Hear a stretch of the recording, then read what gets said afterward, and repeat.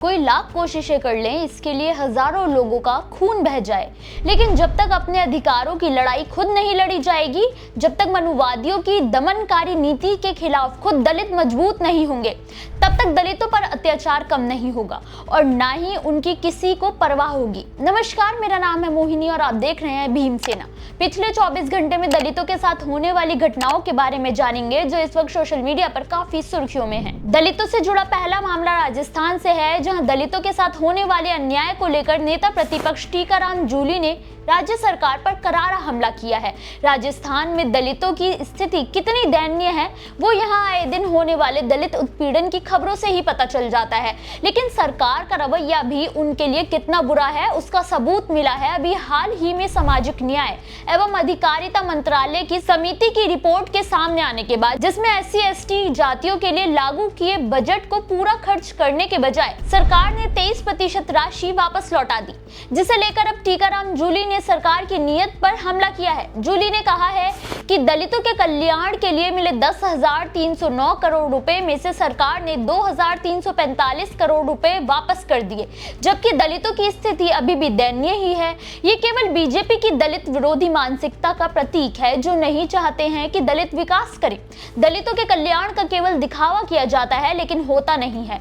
उन्होंने ये भी कहा कि पहले जितनी राशि आवंटित होती थी उसमें भी 30% की कटौती कर दी गई है, ऊपर से 23% लौटा दिया गया। सच्चाई तो ये ही है कि सरकार ने दलित कल्याण को कभी प्राथमिकता दी ही नहीं। जूली के इस खुलासे के बाद राज्य सरकार की नीयत पर सवाल उठने लगे हैं। अब देखना ये होगा कि सरकार की इस पर क्या प्रतिक्रिया होती है। दलितों से जुड़ा अगला मामला उत्तर प्रदेश के जौनपुर से है, जहां आज भी कुछ मनुवादी दलितों को अपना बंधु मजदूर समझकर उनसे बेगारी करवाने की कोशिश कर रहे हैं, और जब दलित ने मना किया तो उन्हें बुरी तरह से पीटा गया, जाति सूचक गालियां दी गई। ताजा मामला जौनपुर के केराकत थाना क्षेत्र के डेहरी गांव का है।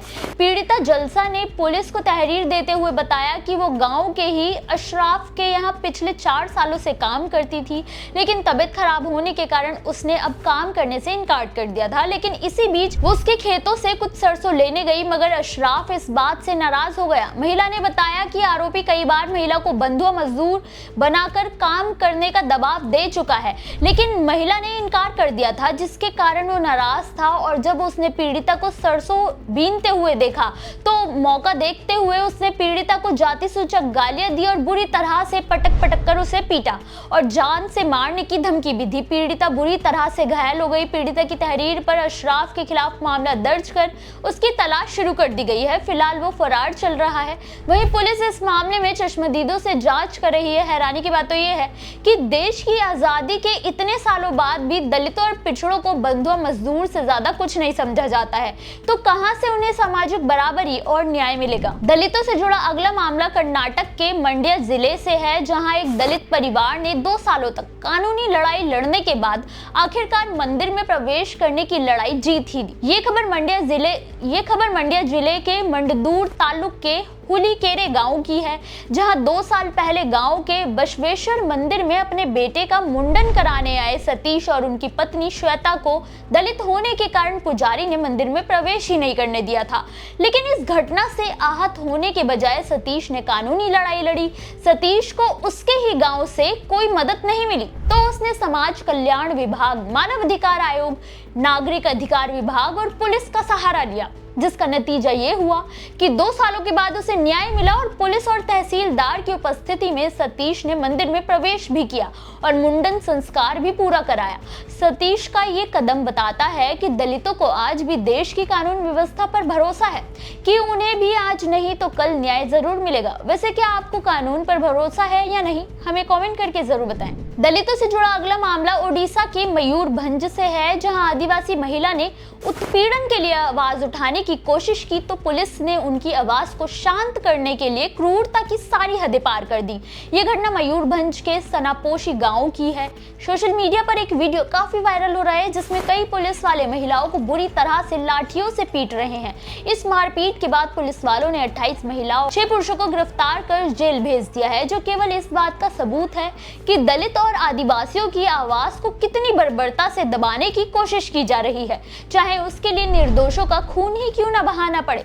दरअसल ये महिलाएं 13 मार्च को एक 14 साल की आदिवासी लड़की के साथ छेड़छाड़ के मामले में तिनपिंग थाना क्षेत्र के NH 220 पर प्रदर्शन शुरू किया था, लेकिन पुलिस ने प्रदर्शनकारियों की बात सुनने के बजाय उल्टा उन पर ही एक्शन दिखा दिया, जिसे लेकर अभी तक महिलाओं की रिहाई नहीं हुई है। और अब पीड़ितों ने इस मामले में बिजू जनता दल यानी BJD के कार्यकर्ताओं ने national commission for scheduled tribes यानी NCST को ज्ञापन सौंप कर पीड़ितों के लिए न्याय की गुहार लगाई है। अब देखना यह होगा कि गिरफ्तार हुए लोगों की रिहाई आखिर कब तक होती है। न्याय की आवाज उठाने के बदले अत्याचार क्यों, इसका जवाब भी मिलना चाहिए। दलितों से जुड़ा अगला मामला मध्य प्रदेश के विवादित वकील अनिल मिश्रा को लेकर है, जिन्होंने सरकार को सवर्ण विरोधी बताते हुए दलित हितैषी करार दिया है। अनिल मिश्रा ने कहा कि सरकार दोनों समुदाय के साथ दोहरा व्यवहार कर रही है।